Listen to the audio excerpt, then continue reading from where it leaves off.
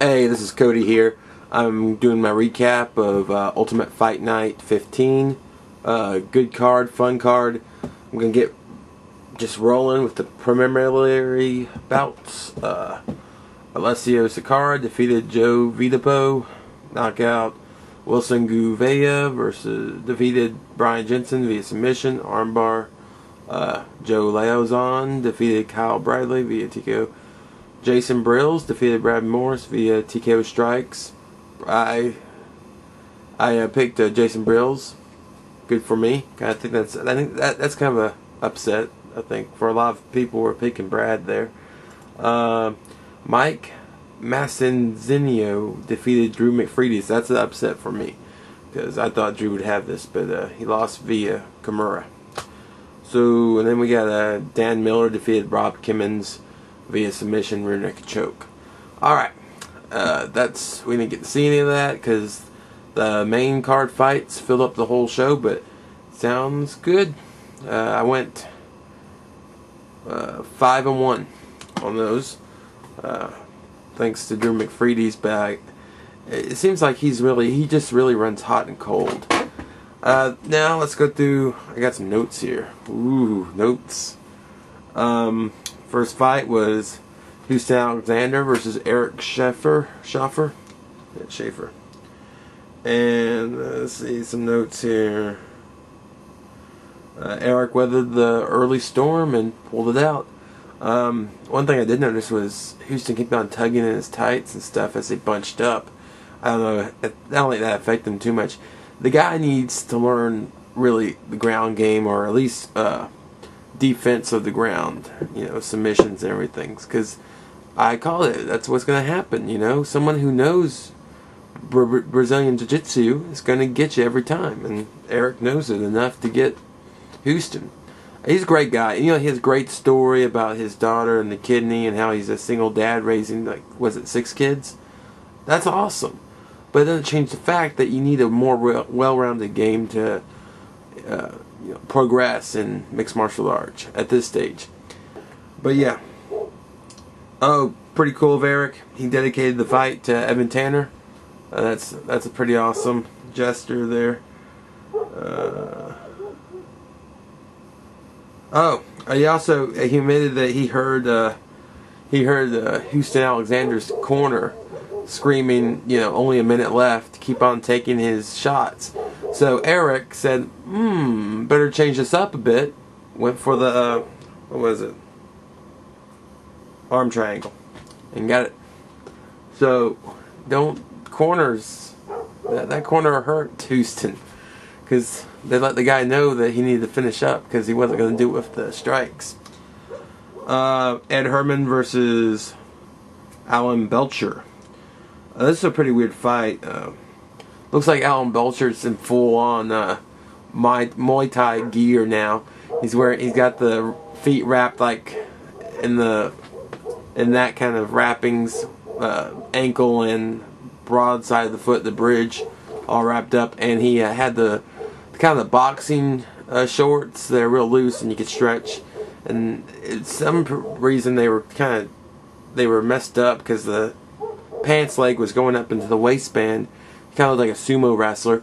But good fight. Very close first round. It was very hard to call. Ed Herman came on later after taking a lot of strikes to get some takedowns. And to me, I give that first round to Ed Herman. Second round was all Alan Belcher. He was stunning and rocking Ed like crazy. It was all over the place. And really, it was a very strong round for Alan. But then I gave the third round again to Ed, and I thought he would get the decision here, and I picked him to win. But they didn't go that way. They went with Alan Belcher, so he won. Close fight, very close fight. I don't exactly agree with it, but I mean any guy could have won that fight. Kinda, it's one really close fight, so I'm not complaining too much.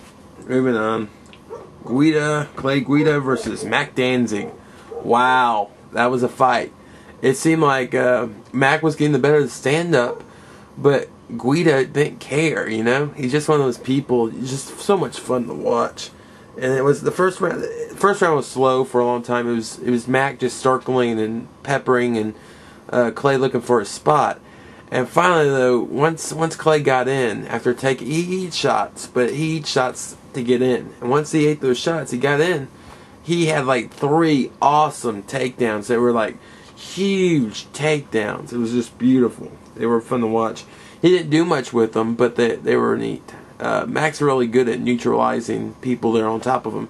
He did really good here. Second round, I gave it to Clay too. There's a really cool part in the second round where Clay is, where I think it was Mac comes in with a 2-strike combo that really looked stiff as hell.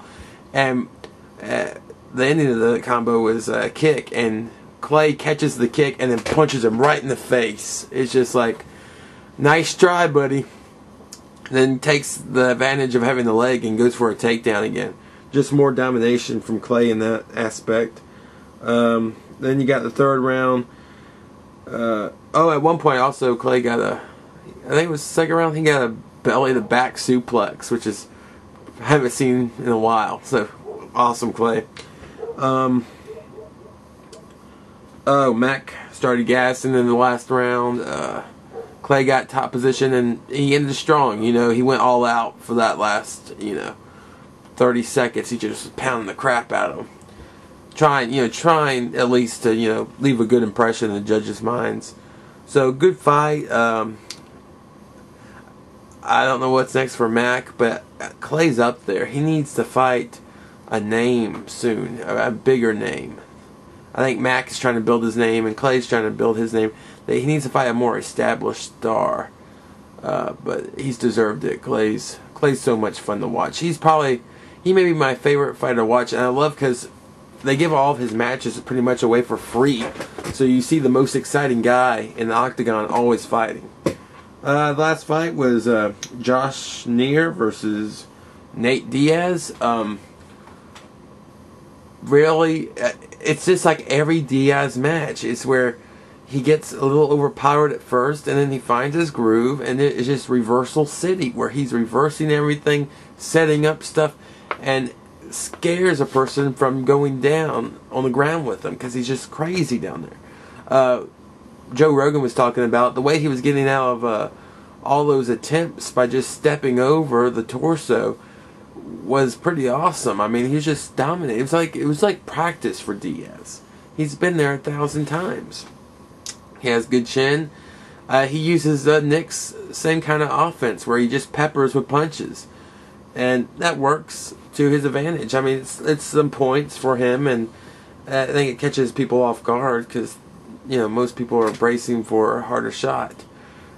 I mean, at one point it was weird because Neer was back all guarded up, but he was taking all these little 1,000 shots.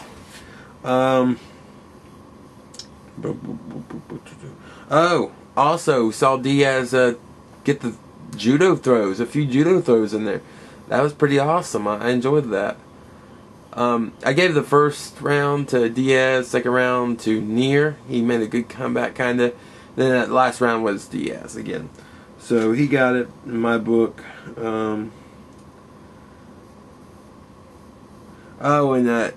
kind of a classy move at the end there. Neer shook his head in disagreement to a judge giving him one of the win of the fight. So Diaz won by a split decision, but it was pretty classy of Neer.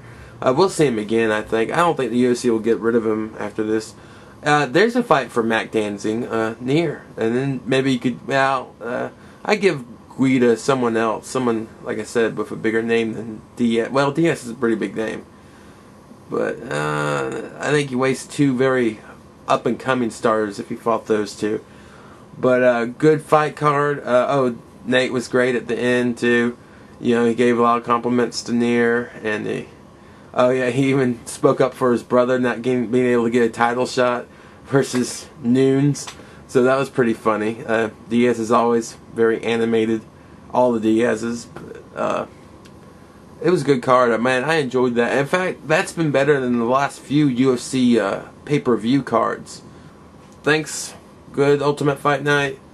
Loved it. Later.